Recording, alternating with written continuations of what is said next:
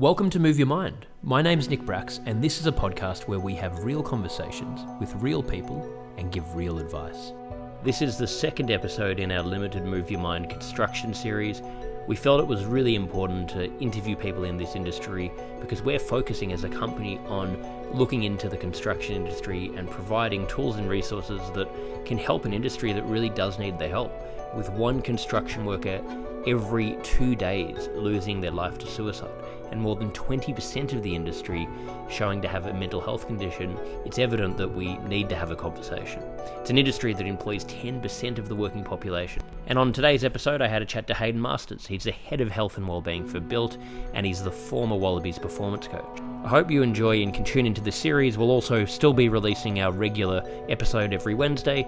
Thanks again for supporting us. If you want to learn more, you can go to our website, moveyourmind.me. You can find our community programs on there, and you can buy our book by going to nickbracks.com/book.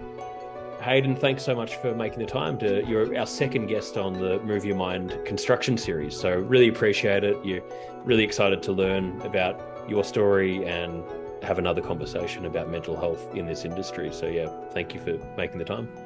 No worries. Pleased to be here, Nick. Appreciate it.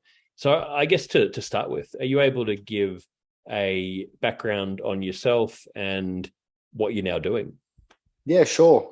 Nick, I was working in a completely different industry, which was the sports industry.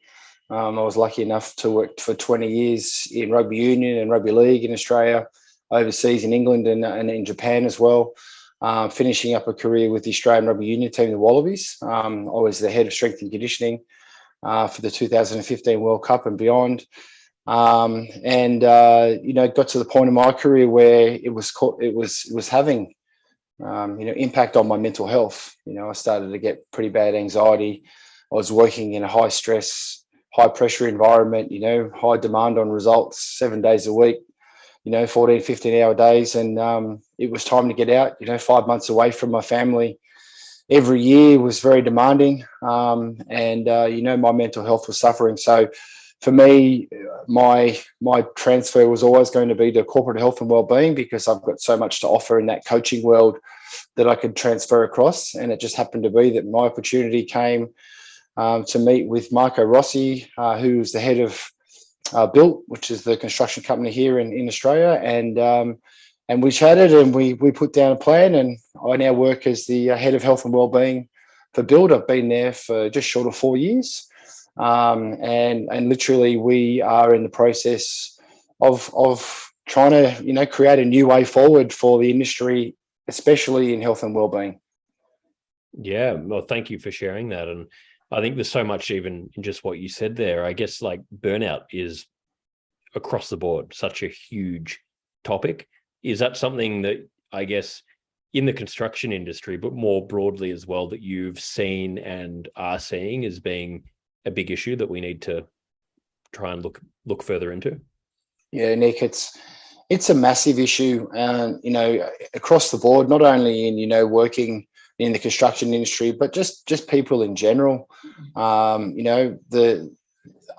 understanding the stresses, not understanding how to deal with the stresses in our life, our lifestyle choices, the impact that lack of sleep has on that, the lack of time to do the things we enjoy, which are really critical to our mental health, our physical health as well. Not eating well. There's just the demands of our life are huge. And throw in COVID, throw in inflation, throw in interest rates, throw in everything that's coming to us. In Australia, floods and all this sort of stuff that's coming. It's a very difficult time, and I think the more we can have these discussions around burnout, around stress and managing our stress, the better people will be firstly aware that these things are actually normal, that if we don't actually action these things, that they will come and bite us, but it's okay to put your hand up. And that's probably, I think the biggest change that we're seeing at the moment, through COVID. One of the great things was a lot more connectivity with people having conversations about mental health and burnout. And that's definitely one of the huge things that we're dealing with every day in society. Absolutely. No, I think that's really well said. And it is, there's so much more conversation about it. And I think which is fantastic. That's a big thing that has come out of COVID, and a lot of people were suffering to the point where they had to speak up, and it broke down a lot of those barriers. And I think, as the two of us were talking about before we started this interview, probably the next step now is, it's great that these conversations, there's knowledge out there, but how can we actually start to make these practical changes? Because we can have all the knowledge in the world, but if we don't actually do things on a daily basis, we're going to fall into the same patterns and burn out, and not get the benefits and not have the sustainability that we're all striving to find. Yeah, that's exactly the point, and that's, I think, if I can talk about Built in particular, about what we're trying to do, is we're on a process of for 4 years now, I've been progressively building up our programs there that we can do to try and do exactly that. We need to build awareness around these things, and that comes from events, that comes from days like Are You OK Day. It comes from Mental Health Awareness Month, which is right now October. Other sort of awareness programs around that. But then what we need to do is we need to foster curiosity. We need to actually get people interested in their mental health, and the way we can do that is through education. We can do that through practical workshops, which we're doing at Built. We have a program called Built to Finish Stronger, which is our site-based health and wellbeing programs.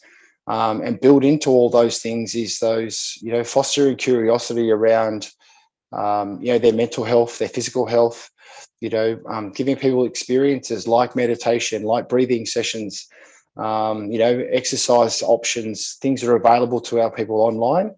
And then potentially off the back of that, programs that allow people to build new habits, to build it into their routines. And the only way we can do that is by getting people to understand the importance of those things, deliver a program that gives them some curiosity, and then we deliver a program that allows them to build on those habits. Things like, we have a program called Built Fit to Give, which is a program where we have involved our social impact through charity, through giving, with also the things like the City to Surf's 10-kilometre fun runs and things where our members join up, our staff join up. We have an 8-week training program that builds. So for beginners who have never run before, they can start from scratch. They can run in groups. They can socially connect with their work colleagues. And at the same time, they can raise money for the charities that are aligned to our social impact strategy. And so far, the feedback from those things has been enormous. We've got people who have never run 10 kilometres before are now keen to run a half marathon. So that's that process of building up regular habits, and that's what we're trying to do. And it happens across the board, both with meditation, mindfulness, and programs that we run. That's fantastic. And I guess it's, a lot of the barrier normally is, it's a big job to sort of start integrating these changes, and to keep, when there's all these other things going on, how do we actually put the effort in and make sure that we get people joining these programs? But when they do it, you see the benefit. And has it been something that, I guess, since you came on and seeing where things are now, have you guys seen a big benefit out of doing this for the employees in Build? Well, it's interesting you say that, Nick, because literally COVID stopped us having face-to-face connection. Yeah. For so long. I mean, it cancelled all the events for 2 years that we're on. Things like City to Surf hadn't run for 3 years here in Sydney. It's the largest, I think it's the largest fun run in the Southern Hemisphere, if not maybe the world, where there's 70,000 people turn up. Yeah. And we had a crew of about 75 people from our Sydney area and New South Wales area that joined that. We trained together. We connected together. We finished the race together. We sat down and, enjoyed each other's company after that. And it's raving, the amount of people that have already come up and said, we're doing that again next year. And the amount of people that are saying, I'm going to do that next year is huge, So we've run those now. I think the Melbourne Marathon was last weekend, and we had a group of about 45 down there from the company. So, yeah, we're getting traction in those sorts of things. And there's no doubt it does bring people together. And I think where we need to change is, yes, we can get people who are usually fit and usually do those things to do those no worries. It's now the challenge is to get those people who say they're too busy, that they're not, they haven't got time, blah, blah, blah. It's now time for us to try and convert those people. And I think through social connection, through enjoyment, that's how we do that. Yeah, no, that's a really good point. And it's always the question, how do we do it? And, but like you're saying, those are some of the key things. Are there things that further things you're looking to put in place to try and get the broader sort of community, the broader, employees in the company doing these sort of behavior change? Yeah, well, I mean, look, one of the really unbelievable strategies that Built's brought in the last, I suppose, year is our social impact, like programs, and we have a large focus on volunteering as well. And so part of Built's, I suppose I could call it, health and wellbeing policies and social impact strategies is around offering people the opportunity to volunteer their time during work hours to go off and that's aligned to some of our charities. And, people, sign up for that voluntarily, and the take up on that is huge. Like people are like, wow, like giving your time and giving is one of the, fabulous mental health strategies we can integrate into our lives, whether it's, just doing something small for someone or taking a day out of your busy life and giving. And so there's a very large push in that area as well. It doesn't need to be physical. It doesn't need to be about your physical health. It can be about your mental health. And so, the company's taken a really, really great view that we've got lots of opportunities for people to decide on the way that they'd like to give and the way they'd like to contribute to society and to the wellbeing culture of the company. I love that. And there's no one size fits all, and it's such a good message, it really does. And it's sort of often the last thing we feel like doing when we're overwhelmed to go and give back, but it's profound how much of an impact that makes. So I guess it's this experiential sort of thing that when you do take that first step and do it, you realize the benefits, and then you're more likely to do it more. So it's sort of just getting from that point A to then, going and taking that first step. I think it's the hardest. Yeah, absolutely. That's exactly right. Like it's giving people opportunities in the broad spectrum to be involved in things that they'd like to do, and then giving them the opportunity to follow on with those things after they've experienced them. And that's where that building change occurs. Exactly.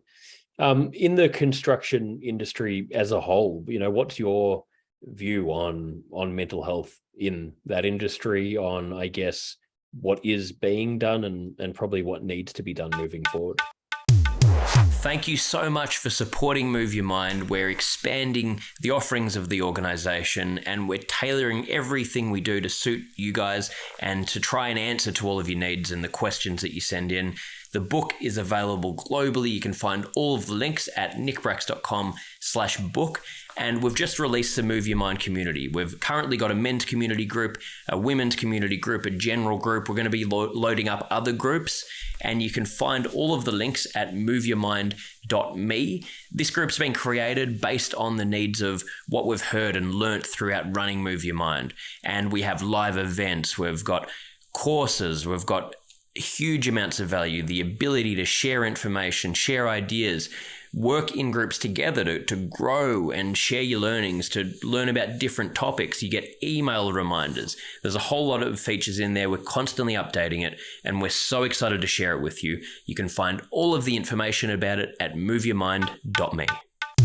Look, I think there's a really great opportunity in an industry that's probably rife with stigma around mental health problems, an industry that's very much male dominated, so it's a tough blokey sort of environment, very similar to the environment I came out of sport, in rugby, rugby and rugby league, very blokey, you didn't really talk up about your mental health.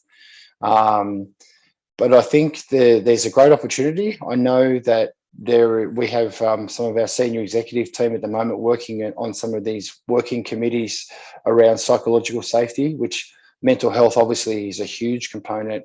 Talking about, flexible hours, talking about, flexible working arrangements, the environment, the culture, all those sorts of things, bullying, harassment, like all those sorts of things are tied in.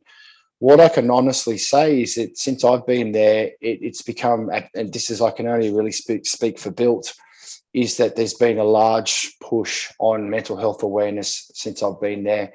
Our programming and our policies really direct us to that. Yes, I think there's a long way to go in flexible working arrangements. The industry is rife with a culture of long working hours, and it's not sustainable in regards to burnout. Staff at the moment, where there's critical shortages in staff, in resources available across probably all industries, but the construction industry in particular. And so managing our assets that are our people to thrive, or the term we like to use now, flourish, and they really, really enjoy what they're doing, and have a meaningful purpose. I think that's the key thing. The work-life balance thing is going to be an issue, but it will be addressed through these working groups that are working on these sorts of things at a government level, and it'll filter down, and it will have a big impact. Yeah, and I think it's also an education on, like you're saying, yes, some of that does need to change with work-life balance, and if you're working crazy hours, you can't sustain it. But there's also a lot of positives about working in the construction industry, and I think there needs to be education about that as well, because I think a lot of people are just looking for, okay, what's next? What's a different job I can do? What's a better job? Where, there's so many benefits of working in the industry, and we've got too much choice now, or perceived choice, when it's not actually, potentially an option. We can look at too many places. So I think it's, that's another part of it. I agree with what you said there, Nick, about the positives of the construction industry. I mean, it's one of the largest employees, if not the largest employee in Australia of people. And, the people I deal with at Built, they love their job. They love what they do. They love the stress. They love the pressure. They love the delivery. They deliver good products. And I think, you're right. Like it is an industry that has got a stigma attached to it around, being a hard industry. It's a dirty industry, like you're working in environments. But for the part, most people I speak to really love what they do. So, there is a lot of positives. I mean, who wouldn't at the end of the day?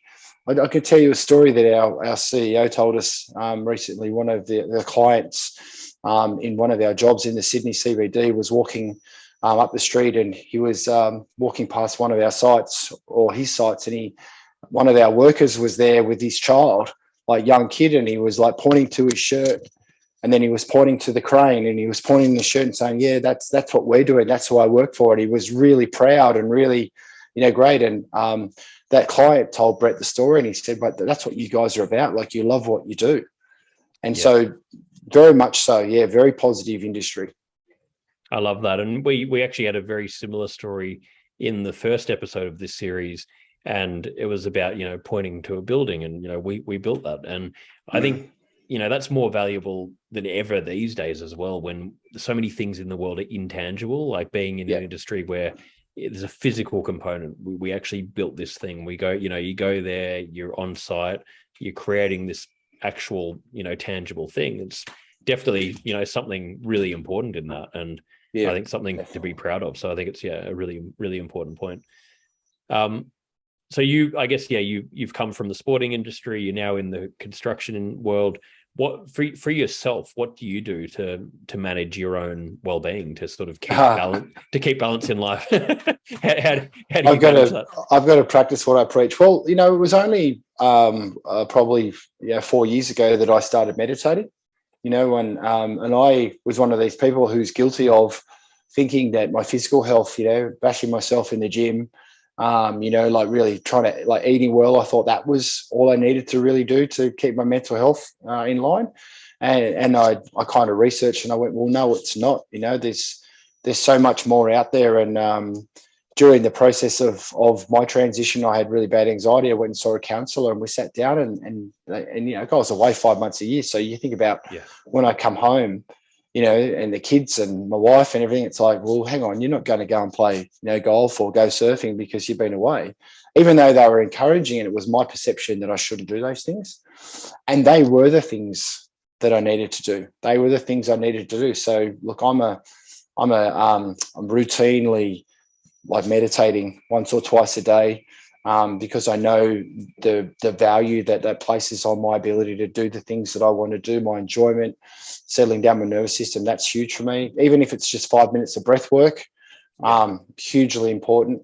I surf, and I surf regularly. Like we'll just come away from 5 days of being up the coast, and all my kids are surfing, and that's what I really make time for when I get to the weekend, when I get to like summer and it's daylight saving, making sure that if it's worthwhile, I can get in the water. But there's also the factors around exercise. That's one of my stresses. Meaningful purpose. Like I have a great job. I love what I do. That's a huge factor for me, and I love social connection. So I'm making sure that whenever I'm at work, it's kind of different, but I'm in health and wellbeing, and people look for me to be a positive part of their day. So all of my habits, like going to bed, sleeping well, sleep hygiene, making sure that I'm not drinking a lot of alcohol, avoiding a lot of caffeine, they all go to the person that I want to be when I go to work, which is you and I, Nick, sit down for 5 minutes and you walk away having a positive experience with me. And that's how I like to have everything, and then that's when I know I've got balance. When I do my programs, I walk away with satisfaction knowing that I've helped someone, whether it's one person out of 10 in a group, it doesn't matter. It's that, but it's all around that holistic approach, meditation, getting out there and doing the things I love, catching up with my mates, spending time with the family, one-on-one time with my wife, with my kids, because that gives me the opportunity to really engage in what they're doing, and just minimizing the harm. I think that's probably, like no one's perfect. And I can promise you right now that I'm not perfect, but it's that minimizing the harmful things that we know are causing issues, in society, in our life, alcohol,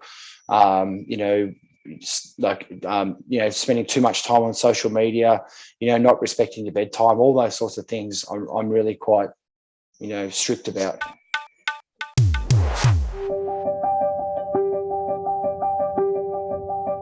My name's Nick Bracks, and I'm a storyteller who has dedicated my entire adult life to creating positive conversations around mental health. In recent years, discussions around mental health have become less taboo and entered the mainstream vernacular.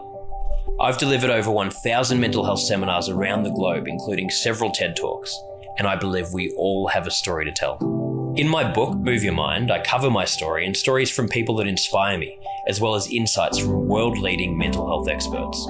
This book will help you to learn how to recognise mental health issues before they become a problem. Use your personal challenges as motivators, take ownership of your well-being, and create new daily habits that increase happiness and reduce stress. Yep, I love everything you said there. And I think what you're saying about this holistic approach and just find, there's no one size fits all. Everything's different for each individual, but it's not about, I think there can be a misconception as well that I'm stressed or I'm going through a really difficult period with my mental health. What can I do to just get through this? And then once you get through that period, then thinking, okay, it's all good again. I can just, stop doing all the things that got me there. But it's really a lifelong process, and incorporating, like what you're talking about in your own life, incorporating all of these things into the one thing. You work, you find your purpose at work. Outside of work, you have time with the family, you go surfing and do things that are good for yourself, exercising, meditating. It's not one thing, it's a combination of all these different things that work together. And, we're not going to ever get it perfect, and we shouldn't be aiming for that, but it's having that holistic balance that you're talking about, I think, is such an important message. Yeah, absolutely. And look, I think one of the points that you just made, Nick, about, what do I do when I'm stressed? I go off and I meditate, and then my stress levels goes down and I stop doing it. It can be, you can find sometimes it's a bit laborious, so I like to go out and find new things, like I just did a breath workshop with a guy that does hypno breath work, totally outside of, stuff I've done before, but that was sort of an amazing experience as well. So I think, like, not only do you have to just follow the mainstream stuff, but you can go outside and learn new things. There's so much stuff on offer for your mental health, for your physical health. That it's really just opening up your imagination to what you'd like to do. I couldn't agree more. Couldn't agree more. So we finish every episode with, we've just got 5 closing questions. I don't know if you've heard these before. They're nothing too crazy, though. I'm not going to throw you too far in the deep end here. They're all mental health sort of related. Okay. So the first one is, what's your best childhood memory that comes to mind? Far out. You are throwing me under the bus a little bit there. They'll get easy. No. I've got one. I was blessed. I grew up in Manly, on Manly Beach here in Sydney, and I just remember my childhood memories were just out in the surf with my mates. Like being a young kid. It's 8 o'clock at night. We've been down the beach since 7:30 in the morning doing, nippers and, life saving and that sort of stuff. And it's 8 o'clock at night and it's still beautiful down there. And I'm out there with 3 or 4 mates, sun's going down. And that's my peaceful place. Oh, it's such a beautiful place, such an amazing place to grow up. Yeah. I love Manly. Blessed, mate. I've been blessed. It's amazing. What do you think is the biggest burden on mental health in society at the moment? I think it's just still the stigma, and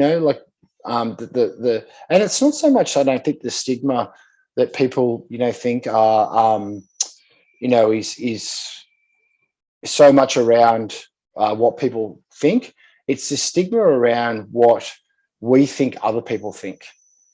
That's the most challenging thing at the moment is, we have to stop thinking that people are going to judge us because we have a mental health issue.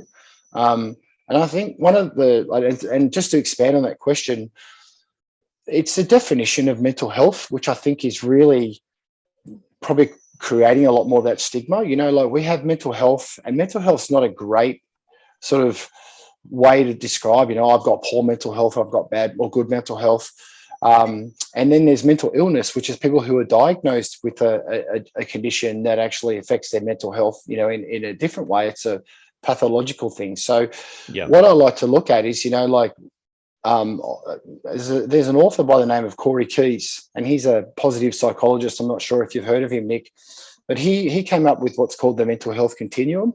And it's basically one end of the continuum is languishing, which is like basically you're in a hole, you're unmotivated, you can't get things done. It's, things are not working for you. And the other end, we have flourishing, where everything's going great. And everyone needs to know that we are on a moving part of that continuum all the time. We don't just sit in the middle and go, or sit at the flourishing and go, this is great. Things happen in our life to take us between languishing and flourishing and vice versa. And so we need to recognize that. We need to recognize there are tough times in our life and that there are resources available for us and people to speak to help us learn how to flourish. Absolutely. And I actually use that continuum as an example a lot of the time, and I've done it in a lot of my presentations. And I think it's like you're saying, there's such a great, simple way to be able to show, the extremes of this whole area. So yeah, really like that answer. Yeah. What would you say is your personal definition of happiness? Where everything's going well, where everything's where I'm. In terms of happiness, is where I can come home every day knowing that I've done everything in my power to be myself, to actually, give people the resources and things that they need at work, but then also to give my family and myself what I need to flourish. That's my definition of happiness. Love it. I've got 2 more here. Yep. What are you most afraid of? It's interesting. When I used to, before I used to meditate and I went through a personal growth, I used to be most afraid of failure. Mm-hmm. Yeah, I'm not afraid of failure anymore. I see failure as a learning opportunity. I see the downtimes as an opportunity to grow.